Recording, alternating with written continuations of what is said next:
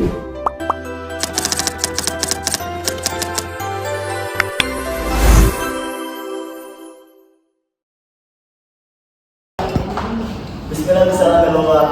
Assalamualaikum warahmatullahi wabarakatuh.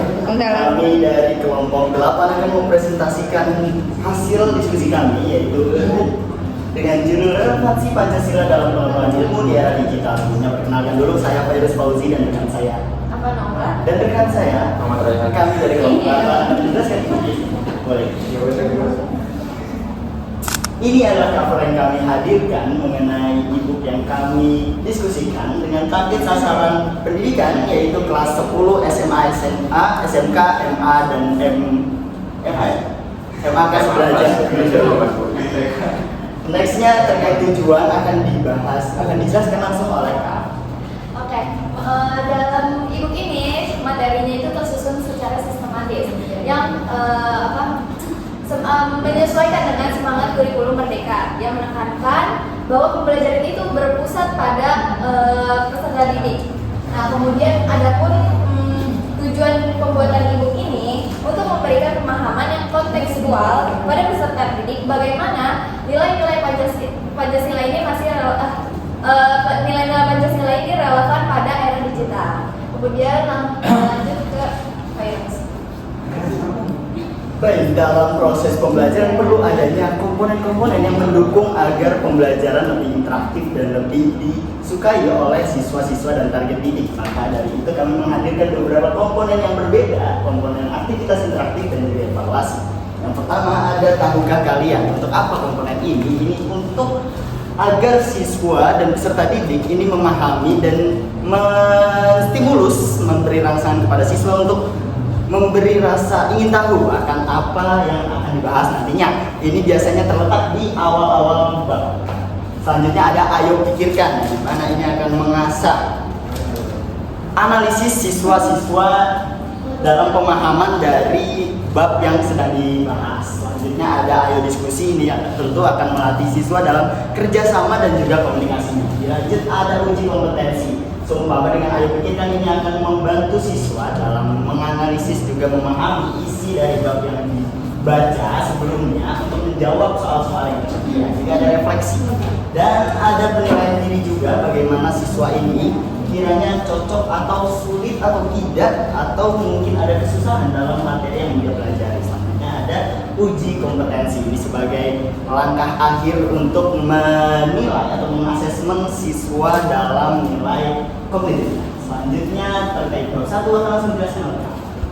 Oke, di bab 1 ini ada judulnya Pancasila dan ilmu pengetahuan. Terdapat subbab dan subsubbab. Yang pertama itu ada Pancasila sebagai dasar negara. Adapun juga subjudulnya itu ada anti Pancasila sebagai dasar negara. Yang kedua ada nilai-nilai dalam 5 sila. Kemudian ada Pancasila sebagai landasan filosofis pengembangan ilmu pengetahuan. Isinya itu yang pertama ada peran Pancasila sebagai filsafat negara dan dasar berpikir. Yang kedua Pancasila sebagai sumber nilai. Yang ketiga ciri-ciri kehidupan manusia dan dari pandangan Pancasila. Yang ketiga ada Pancasila sebagai paradigma ilmu. Isinya itu ada Pancasila sebagai arah pengembangan ilmu dan peran ilmu dalam mewujudkan. Yang terakhir di bab 1 ini ada integrasi nilai Pancasila dalam ilmu pengetahuan. Yang pertama itu ada nilai-nilai Pancasila sebagai sumber karakter bangsa. Yang kedua ada nilai ketuhanan dalam ilmu pengetahuan. Yang ketiga nilai kemanusiaan dalam ilmu pengetahuan. Yang keempat ada nilai persatuan dalam ilmu pengetahuan. Yang kelima ada nilai kerakyatan dalam ilmu pengetahuan. Keenam ada nilai keadilan dalam ilmu pengetahuan. Dan yang terakhir itu ada tantangan dan upaya dalam integrasi nilai dalam ilmu pengetahuan. Kemudian selanjutnya ada di bab 2 yaitu ilmu di era digital. Pertama ada pengertian ilmu di era digital, terdapat pengetahuan di era digital, kemudian karakteristik ilmu di era digital. Yang kedua ada perkembangan ilmu pengetahuan di era digital, terdapat peran teknologi dalam pengembangan ilmu dan transformasi cara belajar. Kemudian yang keempat ada dampak ilmu dan teknologi, ada dampak positif dan negatifnya. Dan yang terakhir ilmu pengetahuan di era digital dan Pancasila. Selanjutnya kita akan beralih ke bab ketiga, di mana akan membahas fokus utama dalam nilai-nilai Pancasila dalam pengembangan ilmu dengan subbab yang cukup banyak ya teman-teman ya. Tapi intinya kita akan berfokus bagaimana nilai-nilai Pancasila ini direlevansikan dengan pengembangan ilmu yang ada. Begitu. Selanjutnya. Dan yang selanjutnya kita ada di bab 4, yaitu Pancasila di dunia digital. Tentu kita juga menghadirkan beberapa subbab yang cukup banyak, namun kita fokuskan dengan sub-subbab ini menjadi 6 subbab saja, yaitu dunia digital. Ya, intinya fokus bagaimana Pancasila ini diaplikasikan di dunia digital, bagaimana cara Pancasila bisa menyesuaikan dengan kemajuan digitalisasi yang cukup pesat. Selanjutnya untuk bab 5 dan 6 akan dijelaskan oleh Karya. Oke, ini bagian bab 5 yang judul itu adalah peran siswa dalam penggunaan ilmu dan teknologi.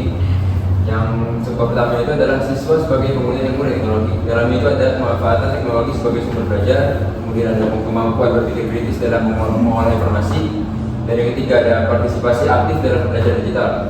Kemudian sebab yang keduanya itu yang B, siswa sebagai pembelajar mandiri. Di dalamnya ada kemandirian dalam mengatur proses belajar.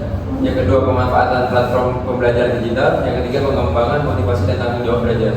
Dan sebab yang ketiga, yang C, siswa sebagai kreator dan inovator. Yang pertama itu ada pemanfaatan teknologi untuk berkarya. Dan kedua, pengembangan kreativitas dan inovasi. Ketiga, kolaborasi dalam pembuatan karya digital. Kemudian yang bagian D, siswa sebagai pengguna teknologi yang bijak dan bertanggung jawab. Pertama itu ada pentingnya etika dalam penggunaan teknologi. Yang kedua, menghindari dampak negatif teknologi. Dan yang ketiga, tanggung jawab dalam dunia digital. Kemudian yang E, tantangan dalam penggunaan ilmu dan teknologi. Dalamnya ada keterbatasan literasi digital. Kemudian ada keterbatasan akses teknologi. Dan yang ketiga, penyalahgunaan teknologi. Kemudian yang F, upaya optimalisasi peran siswa dalam penggunaan teknologi. Yang pertama ada peningkatan literasi digital, peran guru dalam mendidik siswa, dan yang ketiga lingkungan. Nah, kemudian kita lanjut ke bab 6. Bab 6 itu adalah tantangan dan solusi di era modern. Yang pertama itu sebabnya ada tantangan implementasi nilai-nilai Pancasila di era modern. Dalamnya ada dampak negatif media sosial dan teknologi. Yang kedua, polarisasi politik dan konflik kepentingan. Dan yang ketiga, pengaruh budaya populer dan westernisasi. Yang keempat, apatisme generasi muda terhadap Pancasila. Kemudian yang B, solusi menghadapi tantangan di era modern. Di dalamnya ada penguatan literasi digital. Yang kedua, integrasi nilai-nilai Pancasila dalam pendidikan. Yang ketiga, ada penguatan pendidikan karakter. Yang keempat, kerjasama antara pemerintah, sekolah, dan masyarakat. Dan yang kelima, yang terakhir, ada pemanfaatan media sosial secara positif. Terus, simpul. Ini referensinya.